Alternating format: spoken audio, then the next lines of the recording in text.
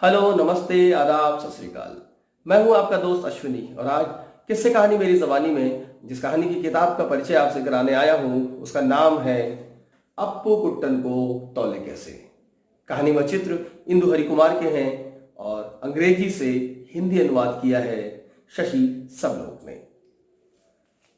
इस किताब का प्रकाशन एकलव्य संस्था द्वारा कराया गया है। तो दोस्तों, पढ़ते हैं कहानी अप्पू कुट्टन को तौले कैसे। कहानी है यह एक खास राज्य की, एक खुशहाल और संपन्न राज्य की, जवाबों की दुनिया की, जहां सवाल आया नहीं कि लोग जवाब ढूंढने में जुटाते थे। कोई भी सवाल छूट ना पाता।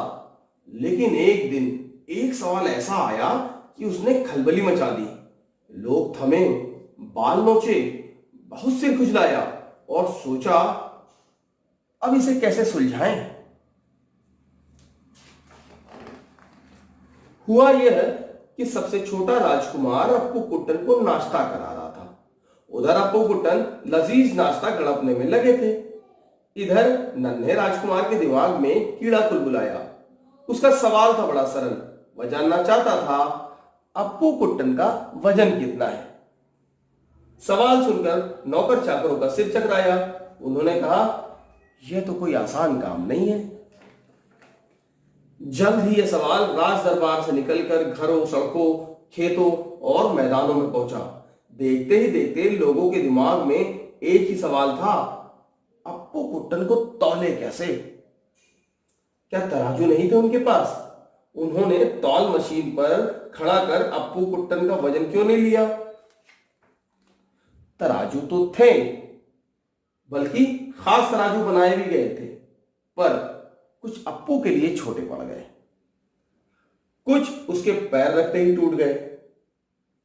कुछ और को देखकर लोगों ने कहा, अब अप्पू कुट्टन को कैसे तौले इससे। तुम समझ ही गए होंगे कि यहां बात एक हाथी की हो रही है। और हाथी भी कोई ऐसा वैसा नहीं, एक संपन्न राज्य का शाही हाथी। और इसी तरह शाही हाथी का वजन शाही चिंता का विषय बन गया।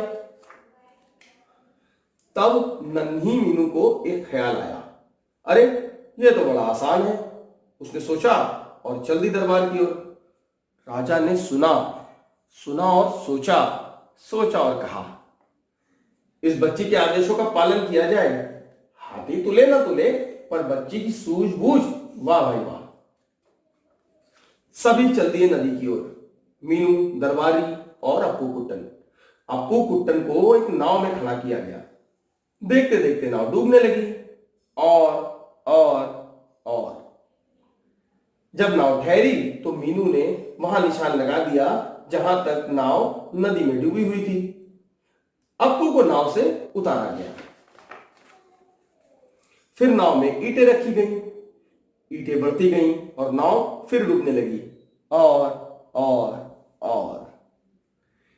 जब पानी नाव पर लगे निशान तक पहुंचा तो मीनू चिल्लाई, बस बस, अब और ईंटें ना रखें। फिर ईंटें तौली गई।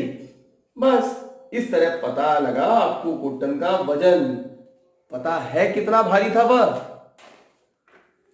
5000 किलो, पूरे 5000 किलो।